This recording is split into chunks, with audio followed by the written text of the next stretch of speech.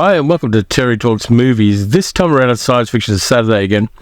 And surprise, I've got another virtual science fiction movie festival for you. I picked 12 movies that I think would make a really kick-ass science fiction movie festival. And I'm putting them together. I'm going to tell you why I think they should be in the festival, why they are where they are in the festival. So let's get started with a French film.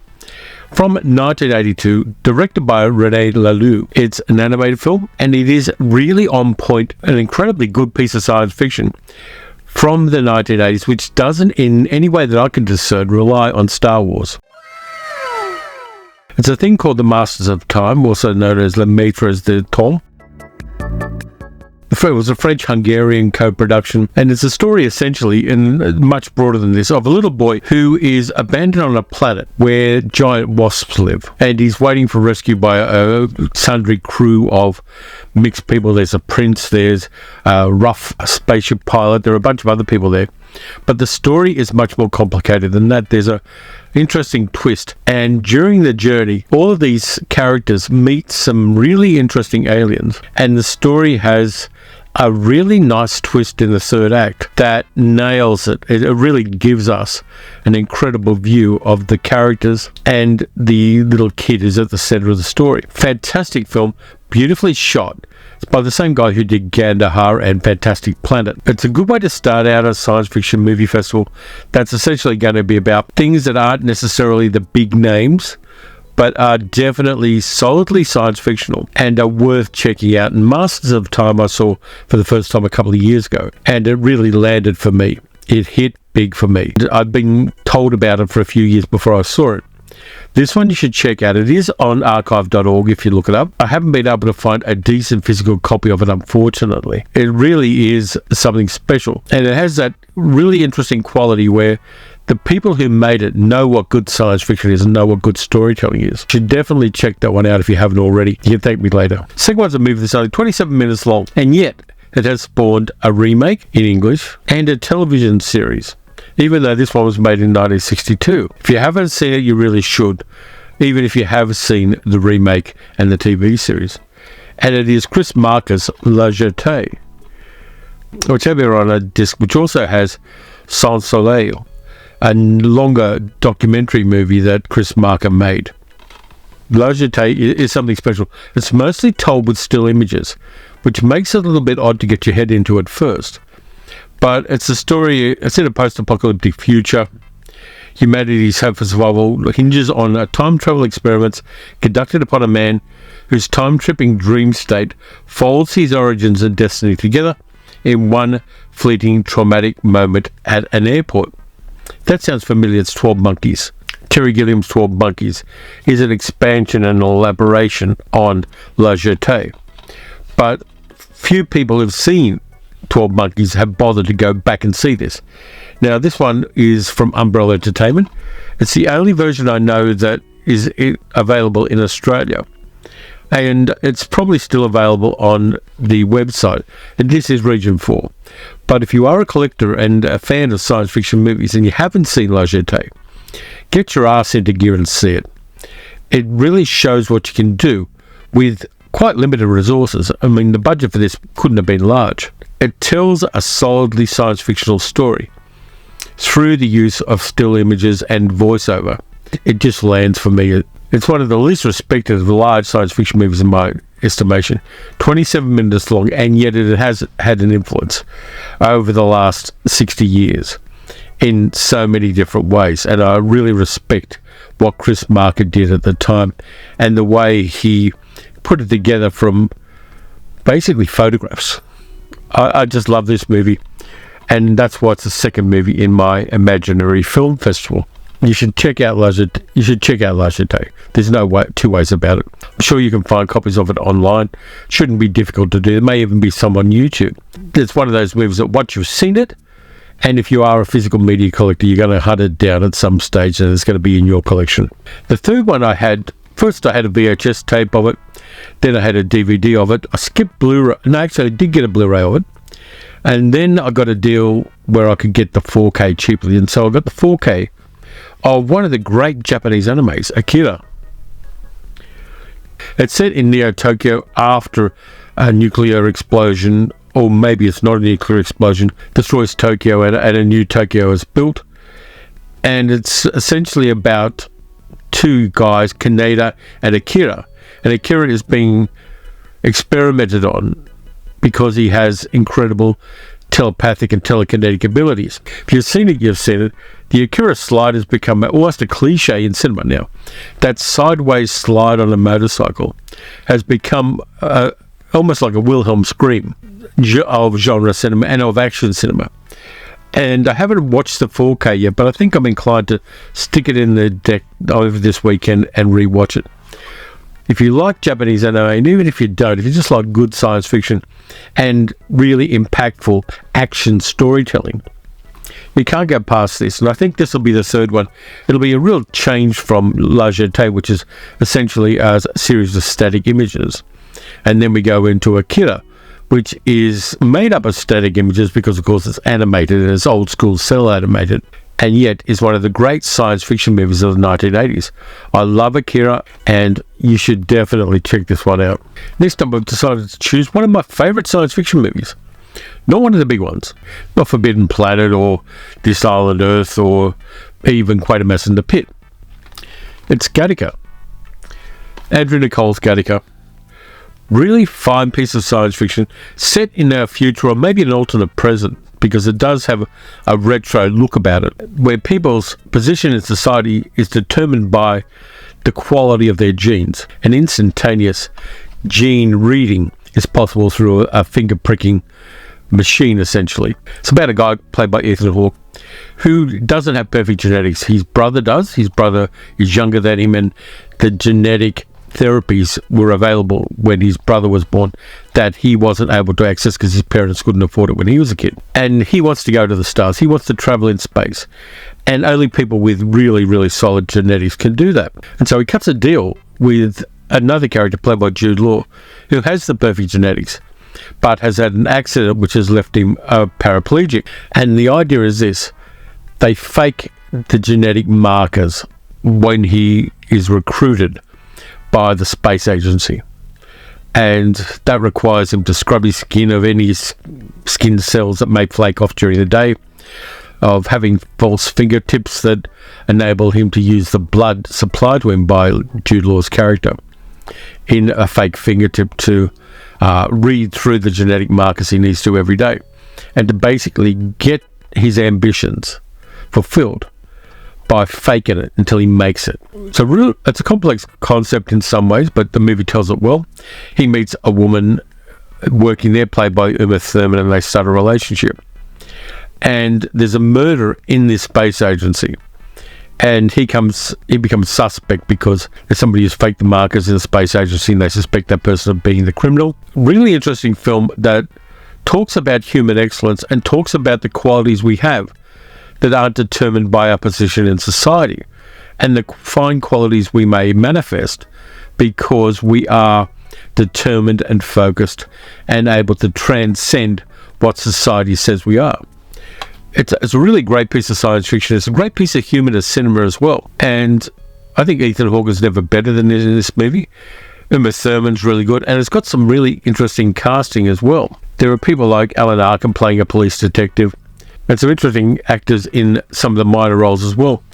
Oddly enough, it was produced by Danny DeVito. Danny DeVito, as a producer, has produced some interesting films over the years.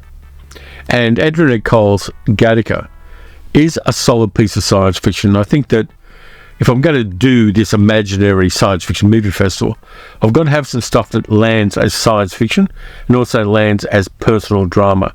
It can't just all be about the special effects and the action and the wonder.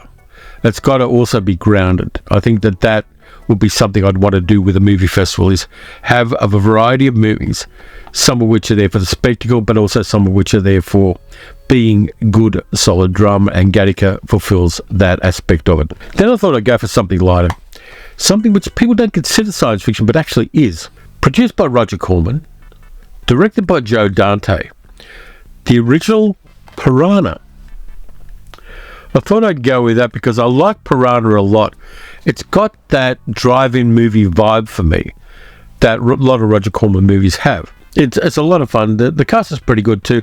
Bradford Dillman, Heather Menzies, Kevin McCarthy, keener when you get some older actors in there because they're fairly cheap, but they have name value. Barbara Steele's in there as well. Dick Miller and Belinda Balaski, who is so much a part of Joe Dante's repertory company. I like this. I like the way they manifested piranhas. Of course, it's the story of a secret government scientific lab where they're basically weaponizing piranhas so they can use them as a vector of warfare.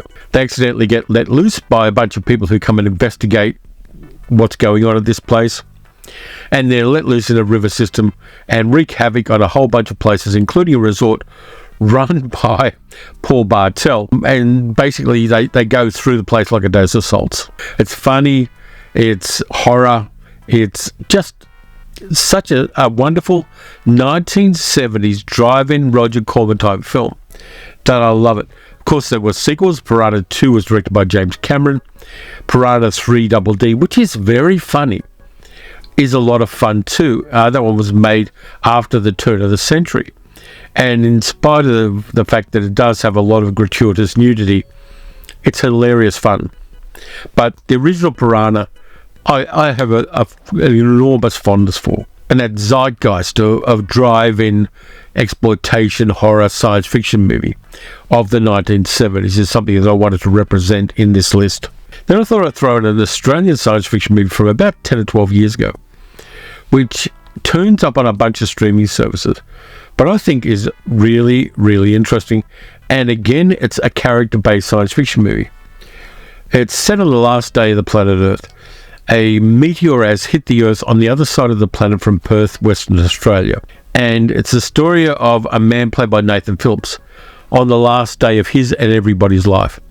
There's enormous storms and fire and brimstone and all the rest of it heading towards Perth, which is the last place on Earth that's going to be hit by the effects of this meteor strike on the other side of the planet. And he decides what he's going to do. He wants to go and see his girlfriend. He travels through the pre-apocalyptic Perth, where everybody is doing everything randomly and people are partying up or committing suicide or doing horrible random acts. And he's going to visit his girlfriend. But then he sees a bunch of men dragging a young girl into a house, and he goes and rescues her, and she asks him to take her to be with her mother. And so his quest gets sidelined, and he goes on this kind of moral odyssey of finding his best self when it doesn't matter anymore. It's a movie called These Final Hours.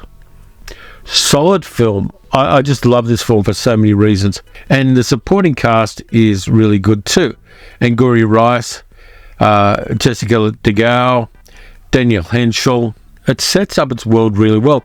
There are things like you see the skyline of Perth City with flames in it. There are people who have hung themselves on lampposts. There are cars everywhere. It's a suburban landscape which is very familiar to Australians in a way that shows that the world is about to end. This one has a grace note. It's elegiac in some ways, but it ends on a beautiful grace note that I totally love. And it's not a movie that's had an enormous budget, but the script's solid, the acting solid, the directing solid, the special effects work where it needs to appear is done very well. I respect a movie that has this kind of thing to say about the finer qualities of being a human being. And if you haven't seen These Final Hours, it may well be on a streaming service somewhere. I love having a physical copy of this. This is an Australian science fiction movie that I have a lot of respect for. Just watching it, strangely, maybe you want to revisit Perth. I haven't been to Perth in a number of years. It's a city I like. There are a lot of people I know there who are wonderful people. And were I to get the money again, I'd love to go over there and spend a little time with them. These Final Hours you should check out. While we're on the subject of apocalypses, I thought I'd go with a movie which may well have inspired doomsday preppers. It's from the early 1960s. Directed by Ray Milland, it stars Ray Milland, Gene Hagen, Frankie Avalon. Panic in Year Zero. It's on a double box set there with Last Man on Earth, the Vincent Price movie, which is the best version of Richard Matheson's I Am Legend. Released just before the Cuban Missile Crisis, this movie realistically details what might happen to the survivors of a nuclear attack. A family, the father is played by Ray Milland, are in the country when Los Angeles is hit by a nuke. And they suddenly find themselves in a post-nuclear situation. People have suddenly gone feral, and this father, played by Ray Milland, decides he's going to look after his family at any cost. So he gets a gun, he finds a place to stay, and they start acting incredibly preppish. They kill people that maybe are a threat to them. His daughter is assaulted by a group of people and he kills them. It's a very brutal movie in a different way that another actor-turned-director, Cornel Wilde, does with his movies. This may be the only film that Ray Milland directed, and it does very much have that right-wing macho-ness about it, which makes it a little distasteful, but it's very much of its time. And I'm always kind of reluctant to see a modern-day movie where guns are the solution to any problem, and it assumes that everybody is going to start acting selfishly when that kind of crisis comes along, which is not the case in any world crisis that I know of. Where there are crises and there are this kind of thing, there are always going to be predatory people around, of course. But what people tend to do is form communities and form new structures in societies than they did previously. And the assumption made here that everybody is going to just look after their own small family unit and reject everybody else seems to be a little at odds with what actually happens in this kind of real world situation. But it is an important science fiction movie in the sense that it shows the mindset of people during the Cold War and people during the time when they thought nuclear warfare was inevitable. You should check that one out if you haven't. And I thought I'd put it in there just as a bit of an outlier in this list, and something that a lot of people haven't seen, but still is a science fiction movie of its era and shows the zeitgeist of that time as perceived by certain people. Then it's time for something lighter, a mumblecore science fiction movie, sweet at its heart. And it's about a guy who puts an ad in a newspaper, a companion wanted for time travel experiment, safety not guaranteed. It's, of course, safety not guaranteed. Stars Mark Duplass and Aubrey Plaza and Jake Johnson. Aubrey Plaza and Jake Johnson are a couple of journalists from a news blog, essentially, who are sent to investigate who's put this ad into their newspaper and why he thinks he can time travel. So they go to the little country town and they find this guy played by Mark Duplass, who's very secretive about what he's doing. And nobody believes he can do it. And they're wondering what his scam is. And Aubrey Plaza meets him and she's kind of attracted to him. Jake Johnson's her sleazy boss in a sense. And they kind of have this quirky town. And he's got a little history in the town where he's not necessarily well regarded by his contemporaries in his town. And the movie evolves at a slower, measured pace, and the quirky characters are entertaining while it happens. And it lands really well for me. I think that not all science fiction movies need to be big scale and need to have enormous consequences. They just need to have consequences for the people in the movie. So if you haven't seen Safety Not Guaranteed, I recommend it, juxtaposing it with Panic in Year Zero. It's very humane and humanitarian and has a kindness about it, which is at odds with Panic in the Year Zero. And I thought I'd throw it in after it, just as a palate cleanser. And it's entertainingly light. And of course, Aubrey Plaza lifts any movie she's in. And I've got a lot of time for Mark Duplass as an actor. And of course, Jake Johnson has that quirky sleazebag thing about his persona in movies. Well worth checking out. We're down to the last three now. And I can't find my copy of one of them. It's a 1965 French science fiction movie, Alphaville, starring Eddie Constantine, Anna Karina, Akim Tamiroff, Howard Vernon, about Lemmy Caution, who is an intergalactic investigator, a private eye in a sense. Even though the previous Lemmy Caution movies in the 1950s and early 1960s were French private eye movies starring Eddie Constantine as the character Lemmy Caution, set in America, but they're very much French private eye movies of the 50s and 60s. But this one, Goddard takes Lemmy Caution into space and he travels to the planet Alphaville. Vous menacez la sécurité d'Alphaville. Which is very different from Earth culturally. And yet they film it on the streets of Paris. They find quirky buildings in Paris and quirky bits of technology like groovy jukeboxes, and have this movie play out as if Paris were an alien planet. Lemmy Caution travels to planet Alphaville in a Ford Galaxy on the streets of Paris. It's a science fiction movie which doesn't have science fiction sets and doesn't have science fiction technologies in a real world sense. It'll do your head in if you let it. But I like it a lot, and I like the audacity of Jean-Luc Godard doing a pulp science fiction story on the nighttime, mostly streets of Paris, with the characters portraying the alienness of the alien culture in Alphaville, and a planet ruled by a master computer in an age when computers were the size of rooms. Mad movie. Love Godard movies, and Eddie Constantine is solid. Anna Karina is always charming and wonderful. Howard Vernon has been in any number of horror films. And Alphaville you should definitely check out if you haven't. When people talk about 1960s science fiction movies, they tend to forget films like this and maybe Fahrenheit 451, which Truffaut did.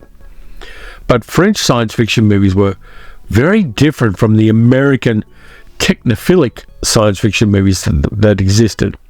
At this time this came out, things like Marooned were being made, and Green Slime in Japan, of course, a little bit later, Moon Zero 2.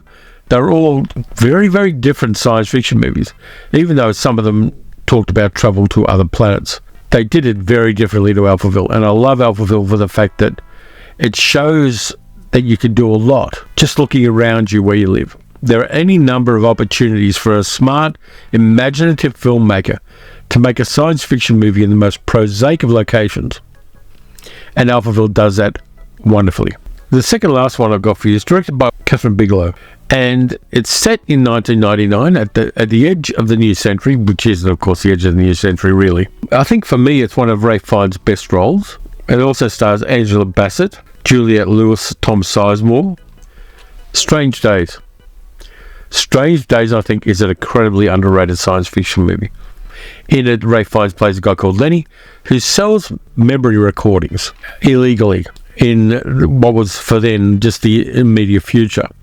People put a little mesh on their heads and they can live memories that have been previously recorded. Problem is, Lenny gets a recording of a political assassination by Los Angeles police against a political upstart, and that then threatens what he does.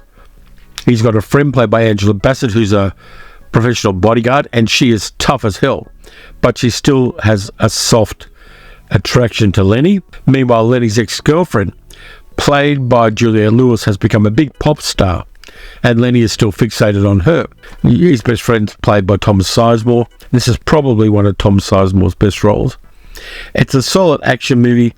It has science fiction technology at the basis of the story. Kathryn Bigelow does some fantastic point of view shots, which previously weren't possible. There are people jumping between buildings, and you're getting the point of view of that person as they leap between buildings.